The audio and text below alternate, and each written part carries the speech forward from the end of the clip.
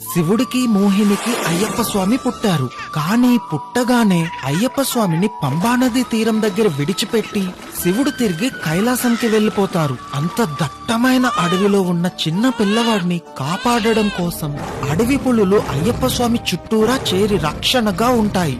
అయితే పందల దేశానికి రాజు అయిన రాజశేఖరుడు అదే అడవికి వేటకని వచ్చి తిరిగి వెళ్తూ ఉన్నప్పుడు ఒక చిన్న పిల్లవాడి ఏడుపు శబ్దం వినిపిస్తుంది.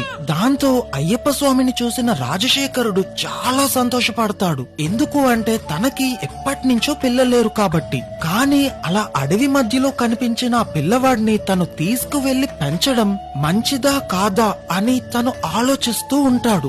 సరిగ్గా అప్పుడే ఒక సాధువు వచ్చి, ఈ పిల్లవాడి పేరు మణికంఠుడు, ఇతను నీ వంశానికే ఎంతో కీర్తి ప్రతిష్టలు తీసుకువస్తాడు, కాబట్టి ఈ పిల్లవాడిని తీసుకువెళ్లి పెంచుకో. దీనికి 12 సంవత్సరాలు నిండిన తర్వాత ఇతను ఎవరు అని నీకే తెలుస్తుంది అని చెప్పడంతో రాజు ఎంతో సంతోషించి మణికంఠుడిని తీసుకొని తన రథం